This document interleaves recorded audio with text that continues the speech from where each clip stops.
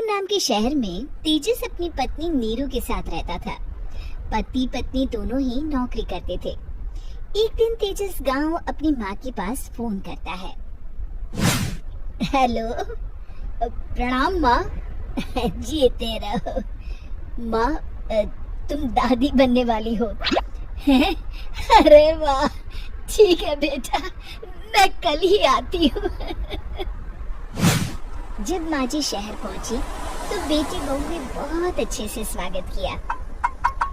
लीजिए माँ जी चाय। अरे गर्मा गर्म पकोड़े ले आओ माँ के लिए। नीरू रसोई में गई और 2 मिनट में ही पकोड़े ले आई। जी ये लीजिए। बहू जादू से बनाए हैं क्या? अभी तो रसोई में गई थी। यम्मी। माँ जी, शीला रसोई में पकोड़े तल रही है, मैं बस लेकर आई। हे भगवान, मेरा धर्म भ्रष्ट कर दिया तूने। अब तो गंगा जल से शुद्धिकरण करना होगा। दूसरे दिन, माँ जी मैंने नाश्ता बना दिया है, ऑफिस जा रही हूँ। पर अभी तो घर का सारा काम पड़ा है। शीला आती ही होगी, झाड़ू पोछा बर्तन कपड़े वो सब कर लेगी। हमारे जमाने में घर का सारा काम हम ही करते थे। जी माँ जी, आप बहुत होशियार हैं, मैं घर ऑफिस दोनों नहीं संभाल पाती। तो जरूरत क्या है घर से बाहर जाकर चाकरी करने की? वैसे भी घर का काम खुद करने से घर में बरकत आती है, समझी?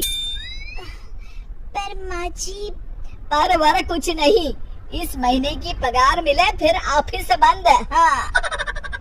रात को नीरू तेजस से कहती है, सुनिए जी, माँ जी बोल रही थी कि मैं नौकरी छोड़ दूं।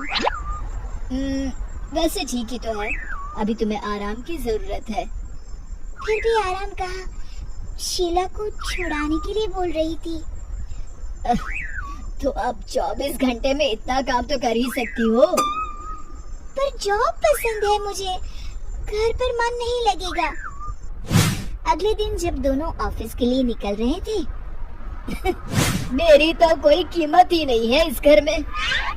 माँ जी, आजकल महंगाई बहुत है, रहन सहन भी बदल गया है, दोनों नौकरी करते हैं तभी ठीक रहता है। अच्छा, तू कहना क्या चाहती है? मेरा बेटा तुझे बिठा के खिला नहीं सकता? तू ही इस घर का खर्च चला रही है, हैं? नहीं माँ जी, मेरा वो मतलब नहीं था। मतलब खूब समझती हूँ, ये बाल धूप में सफेद नहीं किए मैंने। हाँ। अब तो ये रोज का काम हो गया था। तेजस भी रोज की झिकझिक से परेशान हो गया था। एक दिन उसने कहा, नीरू, वैसे भी तुम्हें मैटरनिटी लीव मिलने वाली है, तो अभी से ही छुट्टी ले लो। पर क्या, मेरी सैलरी अच्छी खासी है। आखिर नीरू ने रिजाइन कर दिया। जब बच्चा हुआ तो घर में सब बहुत खुश हुए। कुछ दिनों बाद तेजस फाइल देख रहा था। क्या हुआ तेजस, कुछ परेशान लग रहे हो? हाँ, वो हमारी जितनी सेविंग्स थी वो तो हॉस्पिटल में और छठी के फंक्शन में खत्म हो गई है नीरू। और अभी वैसे मंदी चल रही है तो मैं बोल रही थी कल मुन्ना को हेपेटाइटिस का टीका लगवाना है। नीरू, क्या पोस्टपोन नहीं कर सकते? नहीं जी, बिल्कुल नहीं। अब तेजस को समझ में आ रहा था कि उससे गलती हुई है। पैसों की कमी का असर घर के माहौल पर भी पड़ रहा था।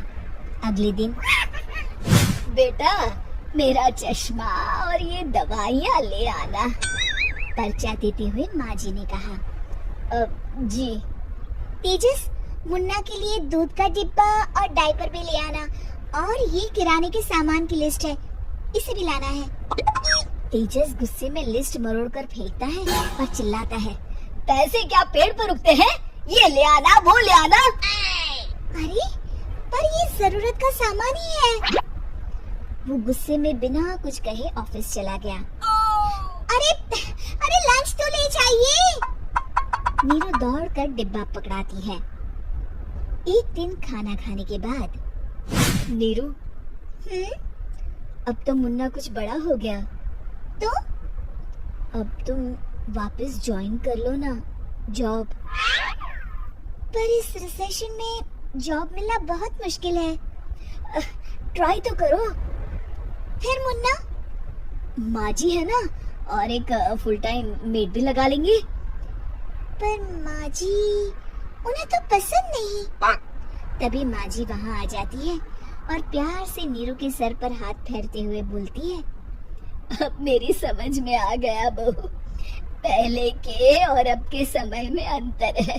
तुम काम शुरू करो, मुन्ना की जिम्मेदारी मेरी।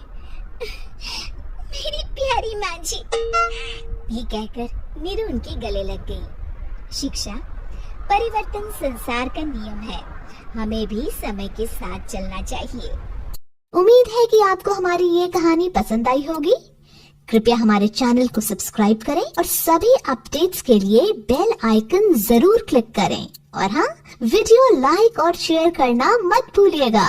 Bye bye.